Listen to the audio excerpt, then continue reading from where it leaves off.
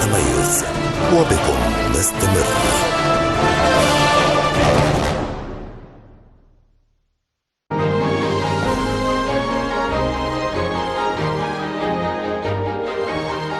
ودلوقتي جه ميعادكم ومصر بكرة وبعده مع جمال عناية على راديو مصر.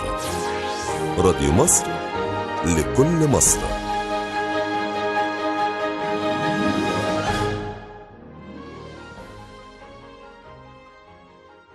مساء الخير وحلقة جديدة من برنامج مصر بكرة وبعده على راديو مصر 887 ومع حضراتكم جمال عناية. بحييكم برحب بكم جميعا، برحب بزميلي الأستاذ شهير لولي على الميكسر وزميلي الأستاذ خالد جودة في الإعداد. أرقام تليفوناتنا كالمعتاد 257 657 و257 69 3195. تصوروا ان انا بقالي دلوقتي يجي 3 سنين وما حفظتش ارقام التليفونات دي لحد دلوقتي، لكن يعني على اي الاحوال ارقام تليفوناتنا زي ما قلتها لحضراتكم. صفحتنا على الفيسبوك هي مصر بكره وبعده مع جمال عناية، اما الموقع الالكتروني فهو راديو مصر .net للاستماع الى الراديو من اي مكان في العالم عبر الانترنت. وبما ان احنا بنتكلم على الانترنت يبقى لازم هنتكلم على وسائل التواصل الاجتماعي، وموضوع بيجر موضوع. بنتكلم على وسائل التواصل الاجتماعي، بنتكلم على يمكن مجموعة حاجات. واحد، ان اي حد بيخش على وسائل التواصل الاجتماعي وانت عاجبه وانت مش عاجبه، يقوم خبطك كلمتين، واحيانا يكون في تجاوز وقلة ادب وكذا وكذا، او ان حد يقوم واخد المعلومات او اللي حضرتك بتقولها ويقدر يستخدمها بشكل سيء، او ان احنا نلاقي كمان كمية من المواقع بالذات في الاوقات بقى اللي ممكن يكون فيها يعني تساؤلات او كذا، فجأة كده تلاقي مواقع كتير موجودة على الصفحات بتاعتنا ما احناش عارفين المواقع دي فيها ايه، وافلام وفيديو وبتاع، ويقول لك ده فلان اللي بياخد رشوة، اصل انا صورته وهو بياخد رشوة،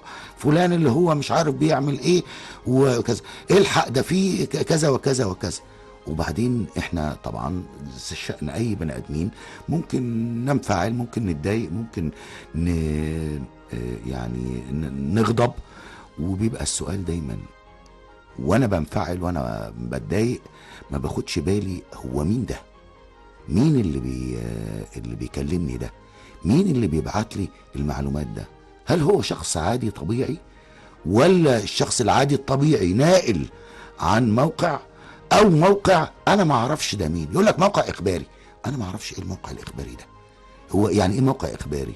اي حد كده يقول اي حاجه ويقول لك موقع اخباري. طب انا ممكن اعمل لك موقع اخباري دلوقتي على فكره واحنا قاعدين دلوقتي، اعمل موقع اخباري واحطه واقول لك فيه اي حاجه انا عايزها، وحضرتك هتصدق لان انا مش هكون شايفني ولا عارفني ولا عارف انا بتكلم منين ولا بتكلم بالنيابه عن مين او قصد ايه. ولا يفتى ومالك في المدينه، ومالك هنا بقى يعني مش اللي بنعرفه، ولكن هو الأستاذ وليد حجاج، الباحث في أمن المعلومات والملقب بصائد الهاكرز. في أحيانا ألقاب كده بتبقى يعني لذيذة، أنا عجبني اللقب ده صائد الهاكرز.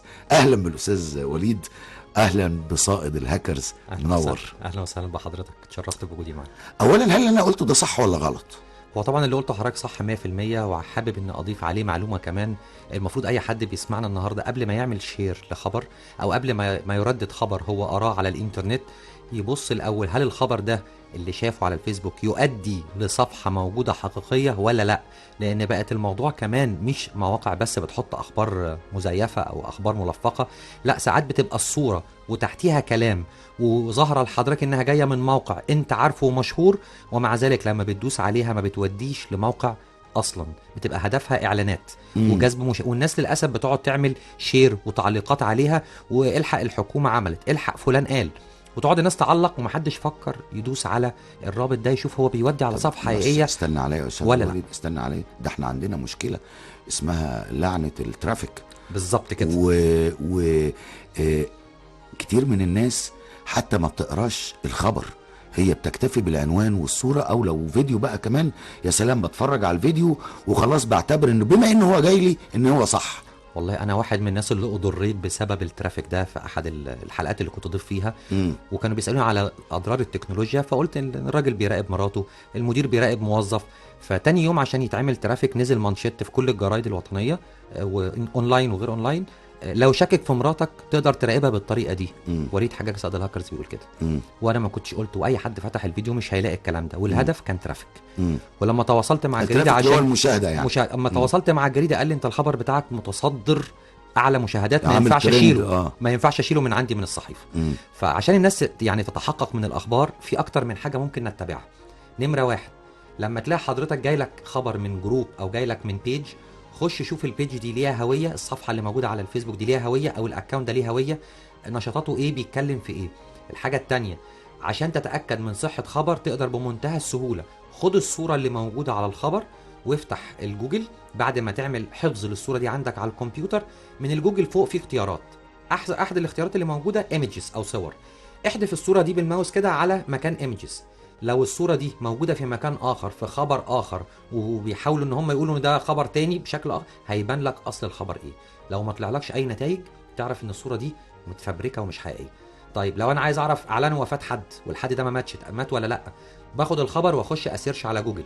ما يبقاش الهدف ان انا دايما اعمل سيرش وكومنت من غير ما اتابع الخبر اصله ايه. بس خلي بالك احنا اغلبنا الحقيقه، يعني انت زي ما تكون بتطلب مني ان انا ابذل مجهود، ما يعني هيبقى تقيل عليا. ده انا قاعد عمال افر في التليفون، ولا قاعد عمال افر. يبقى في الحاله دي لا تعلق ولا تعمل اعاده نشر الخبر. ما دام حضرتك ما تاكدتش من مصدره، ما تعملوش شير وما تكتبش عليه تعليق، لان انت ما تعرفش الخبر ده سليم ولا مش سليم.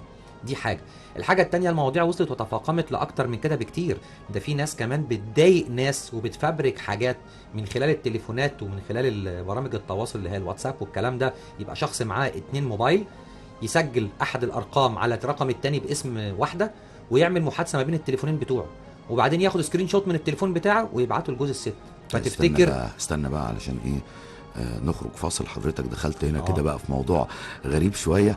بس هنخرج فاصل، وبعد الفاصل عايز حضرتك تقول لي كمان يعني احنا ناخد بالنا من اللي بنقراه ازاي. دي مسألة محتاجة وعي ومحتاجة ثقافة، ومش متأكد إذا كنا يعني محتاجين نتدرب على الحكاية دي، وأغلبنا الحقيقة ما بيعملش كده وما بيتصرفش بالطريقة دي. على أي الأحوال بعد الفاصل هنواصل الاستماع إلى حوار مع الأستاذ وليد حجاج، الباحث في أمن المعلومات والملقب بصائد الهاكرز. تابعونا. 887 FM راديو مصر.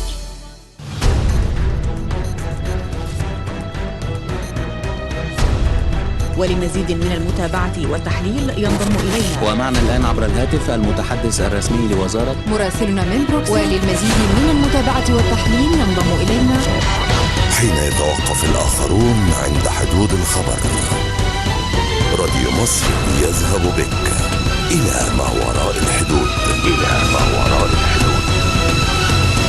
راديو مصر في قلب الحدث.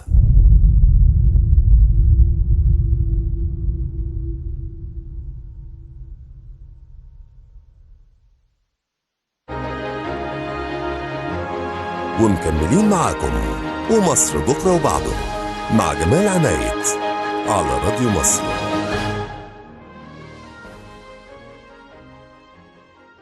إذن يعني مسألة إن الواحد يخلي باله من اللي بيشوفه أو بيسمعه على التليفون أو على الآيباد أو على الكمبيوتر، وإحنا كلنا دلوقتي معانا ما يسمى بالتليفونات الذكية، السمارت فون، والإنترنت بقى موجود، وكلنا فيسبوك، وابعت لي الحقيقة صورها لي وابعتها لي على الواتساب، والمش عارف إيه على فايبر، وإيه المش عارف إيه، يعني كلنا بنعمل الحاجات دي. ويطلع في الآخر الأستاذ وليد بيقول إن حتى على المستوى الشخصي ان واحد معاه تليفونين، فقلت ايه يا استاذ وليد؟ يقدر يفبرك محادثه ما بينه وبين شخص اخر هو عمره ما تواصل معاه. لان حضرتك لما بتسجل، لو انت حضرتك معاك تليفونين وسجلت رقمك الثاني على التليفون الاولاني باسم منى، وعملت محادثه ما بين التليفونين، هتبان في الواتساب ان منى بتكلم حضرتك. فتقدر تاخد سكرين شوت وتبعت لجوز منى تقول له ده المدام بعتت لي كذا، وتعمل مشاكل. ده بخلاف طبعا المواقع نفسها، زي مثلا اكيد حضرتك سمعت عن اخر صفحه كانت معموله على الفيسبوك في الفتره اللي غلي فيها البنزين من كام يوم، اللي هي سيب عربيتك في الشارع. ايوه بالظبط كده. الصفحه دي يعني عايز اقول لحضرتك عملت، انا كنت متابع عدد المنضمين ليها من وقت للتاني، في اقل من 10 ساعات كانت عامله 7000 واحد موافقين و11000 مهتمين. الصفحه دي اساسا معموله من تركيا، مش معموله من هنا والله. بخلاف انها معموله من تركيا، تلاقي حضرتك ان صاحب الصفحه دي بيعمل ان هو موجود في الساحل الشمالي، بعديها بقى موجود في الدقي. هتقول الله، طب منين من تركيا ومنين بيعمل كده؟ بقت في برامج وادوات تتيح لحضرتك انك تعمل تشيك ان، او ان انت متواجد في مكان وحضرتك اصلا ما تواجدتش في مكان. طب وانا اعرف ازاي يا استاذ وليد؟ انا اللي بيسمعونا دلوقتي يعرفوا ازاي؟ عشان كده بقول لحضرتك لا تثق لا في حاجه بتسمعها، لا فيديو ولا صوره ولا تكست ولا لوكيشن ولا كل حاجه بيتم التلاعب فيها، حتى الصوت. يعني حضرتك هل تعلم ان انا ممكن اخد مقطع مسجله من الراديو من حلقه لحضرتك، ادخله على احد البرامج الصوتيه، وبعدين ادي للكمبيوتر جمله تانية حضرتك ما قلتهاش، واقول له قولها لي بنبره صوتك، تطلع نبره صوتك كأن حضرتك اللي متكلم الكلام اللي انا كاتبه على الكمبيوتر. يا سلام. دي برامج معموله اصلا بهدف الفي او، الناس اللي شغاله فويس اوفر اللي بتسجل حاجات. لما حضرتك تقول اعلان او تقول حاجه ويبقى فيه غلطه، بدل ما يجيبوا حضرتك تاني ياخدوا الكلام ده يدخلوه على الكمبيوتر ويشيل الكلمه ويكتب مكانها الكلمه الثانيه تكست، اللي هي بيتقال عليها فويس، زي الكمبيوتر ما بيكلم فويس اوفر يعني. فبالتالي البرامج دي بيساء استخدامها، واتعمل بيها لناس مشاهير جدا سياسيين حاجات مش كويسه. وبالتالي اللي انا عايز اقوله ما تثقش في حاجه. طب لو موقع صحفي على سبيل المثال، اقدر انا كمواطن طبيعي اعمل ايه؟ ابسط حاجه، في بعض المواقع ومن اشهرها حاجه اسمها دومين تولز، موقع اسمه دومين تولز او هو از. مين ده؟ هو از ده موقع كل شغلته عليه قاعده بيانات لكل مواقع الانترنت على مستوى العالم. باجي اقول له والله انا عايز ابص على راديو مصر دوت نت، قول لي معلومات عن راديو مصر دوت نت، يقول لي والله ده مكانه في الدوله الفلانيه، اللي مشتريه الشخص الفلاني الفلاني، اتعمل التاريخ الفلاني. فتقدر تعرف على الاقل هل الموقع ده معمول حديثا وخصيصا بسبب حدث معين، ولا ده موقع قديم كان متواجد من فتره. هتقدر تعرف الموقع ده لو عليه بيانات حقيقيه ولا بيانات مش كويسه. حضرتك بانطباعك وبالتكرار يبتدي يتولد عندك ثقافه امن المعلومات وثقافه ان انت تقدر تقيم الموضوع. دايما انا بركز في حاجه في كلامي في كل حته، بقول يا جماعه الخطر الاكبر مش ان انا بتعامل مع التكنولوجيا واتعامل مع الاخبار وعايز اعرف مصدر كل حاجه، لازم يبقى عندي ثقافه امن معلومات وثقافه تكنولوجيا.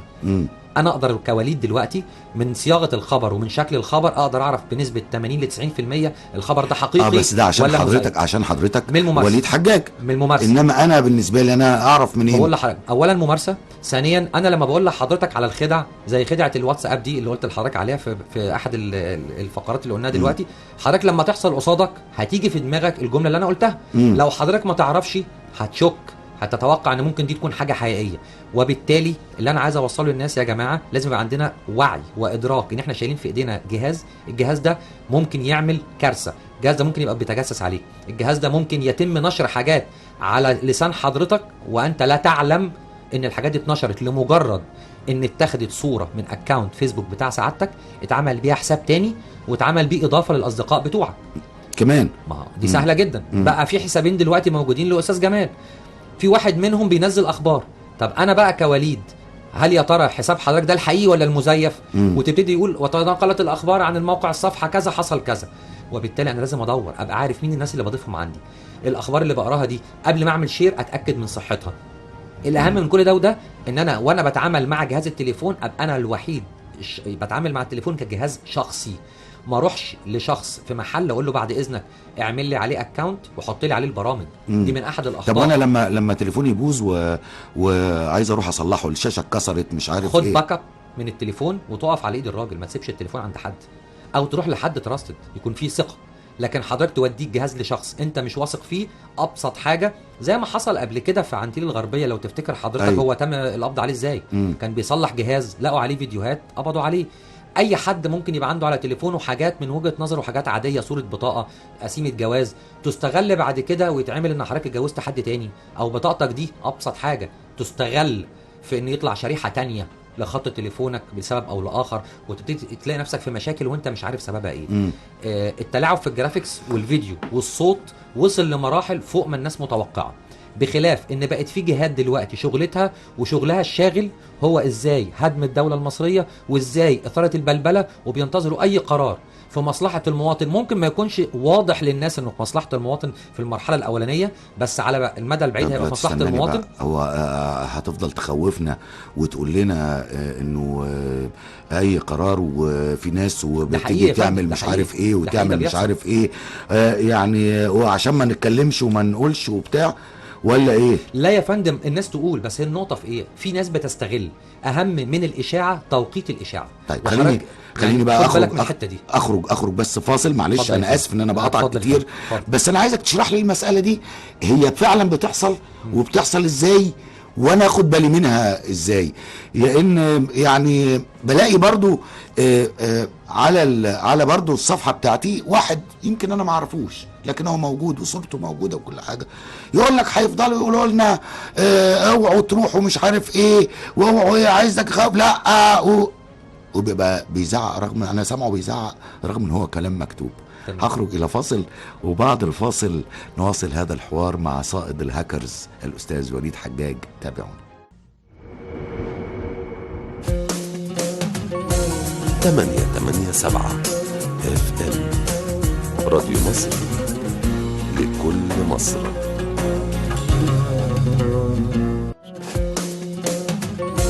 تمانية سبعة FM راديو مصر لكل مصر.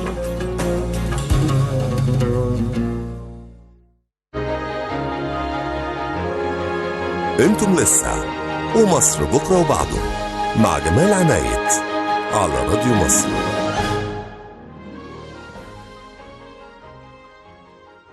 الحقيقة موضوع شيق جدا، مسألة التليفون واللي بيحصل في التليفون والوسائل التواصل الاجتماعي اللي بتحصل في وسائل التواصل الاجتماعي، وهل بالفعل اللي كان بيقوله الأستاذ وليد حجاج ده باحث في أمن المعلومات هو مسألة حقيقية ولا حضرتك بتبالغ علشان هدف تاني؟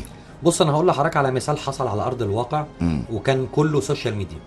حضرتك افتكر كده في 2011 لما الناس بدات تتعاطف وبدات تطلع اشاعات على السوشيال ميديا من مواقع كتيره جدا، ده فلان ثروته كذا، ده فلان معاه كذا، فبدا الراي العام يتقلب على الاشخاص تاني بعد ما كانوا بداوا يتعاطفوا. ده كان شغل السوشيال ميديا. تعال اتفرج حضرتك على برامج التوك شو، هتلاقيهم دايما بيجيبوا الحاجات اللي موجوده على السوشيال ميديا ومتفاقمه وعامله مشاهدات. فالسوشيال ميديا بقت حضرتك حاجه بتؤثر في الراي العام وبتتاخد بعين الاعتبار، وده ميزه بالنسبه لبعض الناس ويعتبر حاجه تانية مضره للبلد بالنسبه لوجهه نظر ناس تانية.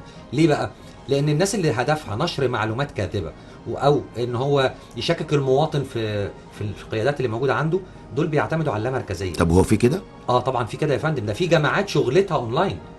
سيبنا من جماعات الارهابيه والكلام ده، لا، في ناس تانية شغلتها انها هدم الدوله. هتقولي بقى لجان الكترونيه، هتقولي لجان الكترونيه وبتاع. الكلام اللي بقوله لحضرتك ده وقائع موجوده وفي حالات كتيره حصلت في دول كتيره جدا. الهدف الرئيسي ان انا ازاي اشكك حضرتك في اللي بيحصل وابتدي اجذبك من غير ما اقول لك اللي بتعمله ده غلط، انا عايزك معايا في كذا. لا، انا ابتدي اظهر لك الحاجات في شكل مختلف وانشرها من خلال 10 15 اكاونت. واحنا كشعب او احنا كسيكولوجيه بشر عامه، مصريين او غيره، لما الخبر بيجي لحضرتك من اكتر من مصدر بتبتدي تصدق.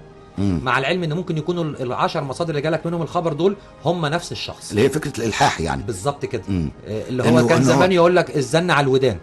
لا، هو في حاجه انا عارفها ودرسناها يعني في علوم الاتصال اسمها الوعي اللامنظور، انه اللي هو يعني سبليمينال افكت، اللي هو يبقى لقطه في شاشه في الفيلم او كذا، او كلمه مكتوبه ورا، مع تكرار الكلمه دي بتبقى عندك في دماغك زي ما تكون حقيقه. خلاص بالظبط، هو ده اللي انا عايز اقوله لحضرتك. فده لما بيحصل كتير وتلاقيه في خبر على ويب سايت، على صفحه على الفيسبوك، على كمان واحد باعت لك رساله من الرسائل اللي بتتبعت على ابلكيشن من الابلكيشنز اللي بتنزل على التليفونات او من على الفيسبوك. الابلكيشن ده هدفه الرئيسي نشر اكاذيب او تحريف معلومات، فتلاقي حضرتك المعلومه جالك من اكتر من مصدر، تبتدي تقول وارد انها تكون صح.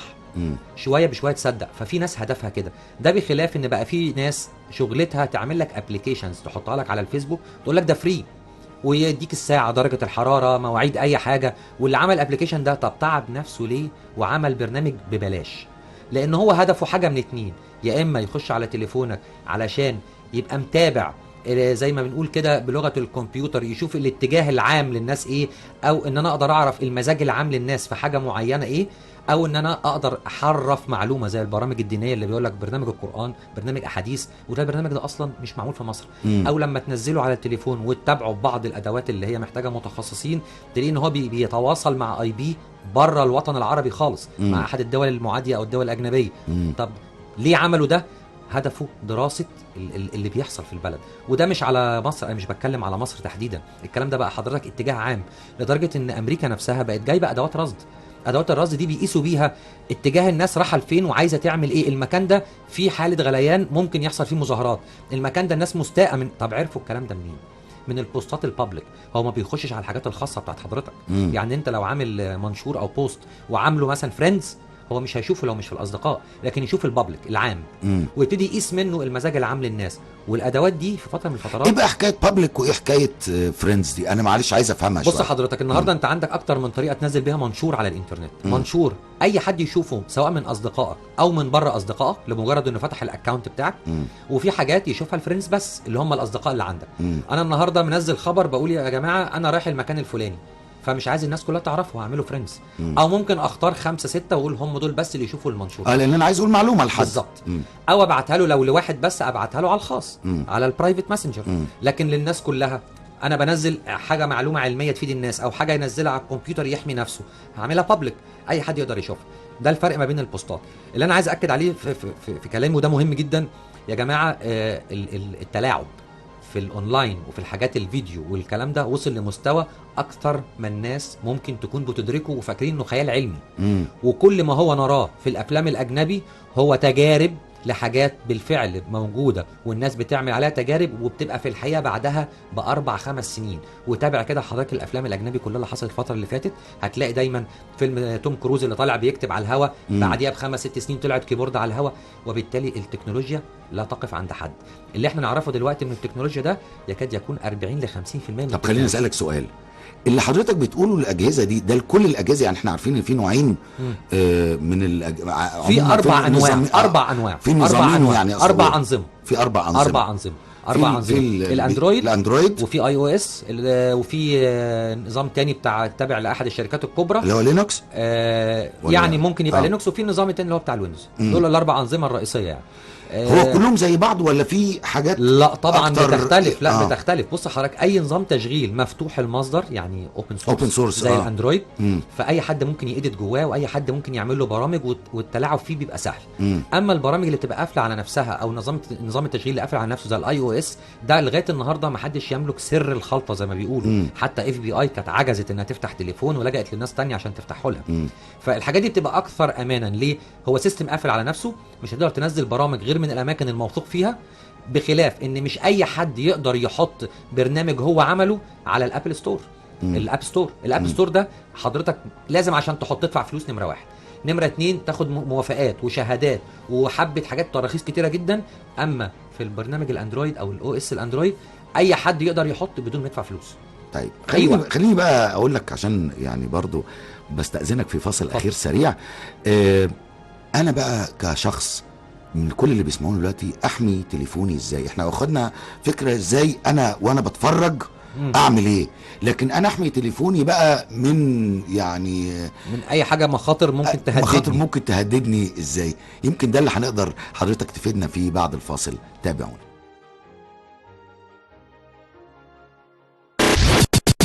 ثمانية 8-7 FM راديو مصر.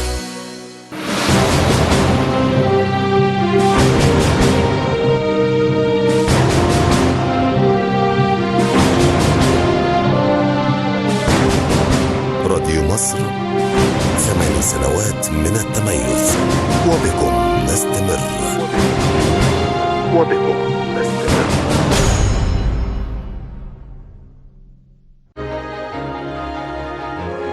ومكملين معاكم ومصر بكرة وبعده مع جمال عنايت على راديو مصر.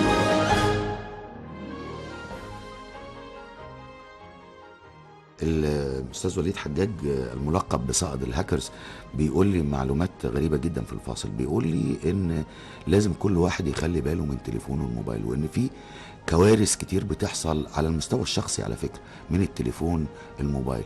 يمكن ده تفتكروا حضراتكم المسلسلات اللي شفناها في رمضان اللي فات، تقريبا مفيش مسلسل ما كانش بيلعب فيه التليفون دور بطولة رئيسي، يعني بشكل او باخر هو يعني بيبقى محور احداث. واحنا الحقيقه يبدو لي ان احنا بنستسهل المساله وما بناخدش بالنا. انا بقول صح ولا لا يا استاذ وليد؟ بص اللي حضرتك بتقوله صح 100%، لان انا كشخص حتى بيجي لي كم كتير قوي من الناس اللي بتلجأ لي عشان تقول لي والله اتاكد لي المعلومه دي صح ولا غلط، الرساله دي جات لي وبيقول ان دي مراتي، الرساله دي جات لي وبيقول ان ده جوزي. فحاجات كتيره من هذا القبيل بتوصل لطلاق وبتوصل لكوارث كبيره جدا. اللي انا عايز اقوله في نقاط كده عشان الناس المستمعين يقدروا يتعاملوا مع التكنولوجيا اللي ما يعرفوش قوي في التكنولوجيا. نمره واحد، ما تحاولش تكسر حمايه التليفون، يعني سواء التليفون الاي او اس في حاجه اسمها جيل بريك، انك تكسر حمايته عشان تنزل برامج من اماكن من غير ما تدفع فلوس، ما تعملش كده. الاندرويد انك تكسره وتعمل له روت عشان تنزل برضه برامج من غير ما تدفع فلوس، ما تعملش كده. ما تنزلش اي برامج وخلاص واي العاب وخلاص فري. طب انا لما بيجي لي على تليفوني وليكن مثلا الاي او اس بيجي لي اعلان بفتح الاعلان، ده غلط؟ بص حضرتك، هو الاعلان ده اصلا جالك ليه؟ الاعلان ده جه لحضرتك نتيجه ان حضرتك منزل احد البرامج المجانيه اللي الهدف الربح بتاعها اعلانات. هو بيديك خدمه اخبار مقابل انه بيظهر لك اعلان. انا ما انصحش انك تفتح الاعلان. يعني الاعلان بيظهر لك خلاص اوكي اقفله وخلاص وافتح من مكان ثاني لو انت بتدور على حاجه. يقول لك مثلا ايه، زود سرعه تليفونك. كل الكلام ده حضرتك بيبقى غير منطقي، وخاصه للاي او اس. الاي او اس ده من الاجهزه اللي الحاجات دي كلها ما بتعملش معاها حاجه. يعني اللي هي الاعلانات اللي زود السرعه، ده جهازك مصاب دوس هنا عشان تنضفه. الكلام ده كله بيبقى كلام غير سليم. نيجي بقى للاجهزه الاندرويد، ودي كم الاصابه فيها اعلى بكتير، زي ما قلت لحضرتك ان البرامج اسهل بكتير واي حد ممكن يعملها. ممكن اي حد بمعلومات ضئيله جدا يعمل برنامج يحطه على جوجل ستور ويبتدي ياخد البرنامج ده الناس وتنزله عندها، اقدر اعرف بيه انت بتروح فين او اسحب بيه الكونتاكتس بتاعتك بمنتهى السهوله. الموضوع مش محتاج خبره، وبقت للاسف في ادوات اونلاين بتسهل على الناس ازاي يعمل برنامج. يعني هو بيقول انا عايز كذا، هو بيعمله اللي هو عايزه. فما ننزلش اي برامج. احد اكبر شركات الانتي فيروس على مستوى العالم صاحبها قال يا جماعه مفيش حاجه مجانا، في حاجه قصاد حاجه. انا افهم انه ياخد معلوماتي عشان يبعت لي اعلانات في مجال اهتماماتي، لكن ياخد معلوماتي عشان يبيعها ده اللي ما اقدرش استوعبه. طبعا انت ما تقدرش تضمن. هقول لك، يقول لك ايه مثلا، تعالى عشان اقول لك كويز اي كيو مثلا، اختبر ذكائك ومش عارف ولعبه لعبه لطيفه يعني. وبعدين بيقول لك طب واعمل لنا لايك في الاخر. تمام، ده ايه بقى؟ تمام. في حاجات من دي تبقى فعلا لعبه، وفي حاجات منها بيبقى الهدف منها ان هو يجمع لايك. عشان ما يجمع لايك يقدر ينزل اعلانات على صفحته بفلوس لناس تانية. ما لازم حضرتك تفهم الموضوع ماشي ازاي علشان تقدر تحدد دي حاجه هتفيدني ولا هتضرني ولا مش هتاثر معايا. قصه الخصوصيه والبيانات دي بقت يعني قضيه كبيره جدا، لان بقت هي دي قضيه القرن على مستوى العالم. الناس كلها دلوقتي اهم من الذهب والبترول المعلومات. وللاسف الناس شايفه انا ما عنديش حاجه مهمه اخاف عليها، انا بني ادم عادي. سعادتك بني ادم عادي، بس وجودك جوه مؤسسه كبني ادم عادي ممكن يبقى المدخل لبني ادم مهم جوه المؤسسه. يعني لو حضرتك شايف ان انت ما عندكش حاجه مهمه على الكمبيوتر ولا التليفون بتاعك، بس متصل بواي فاي في مبنى الاذاعه اللي فيه ناس مهمه، ممكن يبقى جهازك هو المدخل لحد تاني مهم يتم اختراقه او جمع معلومات عنه. نرجع تاني لحته الخطوات. قلنا ان ما تنزلش اي برامج، نزل على اي جهاز ايا كان بقى نوع الجهاز ايه، ما دام هو جهاز تكنولوجي، برنامج انتي فيروس، برنامج انتي مالوير او مالوير، يعني برنامج تاني ضد البرمجيات الخبيثه. دي حاجه غير الفيروس اللي هي زي الرانسم الفديه وزي اللي احنا بنسمع عنه. فدي ليها برنامج تاني. الحاجه الاخطر، ما تفتحش اي رابط يجي لك من اي حد حتى لو شخص تعرفه الا لما يكون على اتفاق مسبق، لسبب واحد. ممكن يكون الشخص اللي بيبعت لحضرتك ده اخوك او لا، يعني واحد بعت صوره لطيفه فيديو حضرتك ايش ضمنك ان هو نفسه حسابه لم يتم اختراقه؟ لا، ده انت شويه هتقول لي وش ضمنك ان انت نفسك موجود. ما انا لا، انا بقول لحضرتك دي بمنتهى الامان. مش بيحصل وبتسمع من اصدقائك ان واحد يبعت يقول انا في المكان الفلاني ونسيت فلوسي، ابعت لي كارت ب 100. صح، في حد عمل مش هو في طيب صح. ماشي، تضمن منين بقى ان هو الصوره اللي بعتها لك دي ما هياش تحتوي على برمجيه خبيثه؟ في دكتور صاحبي على فكره، دكتور سنان مشهور جدا يعني، على حس اسمه الناس ولقيته باعت لي ان انا مسافر وانا كذا.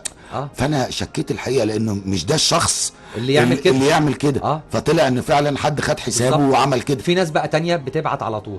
فانا النهارده لو الشخص ده بعت لك صوره والصوره دي كانت بتحتوي جواها على برمجيه خبيثه، اقدر اسرق بيها حسابك او انشر حاجه على لسانك.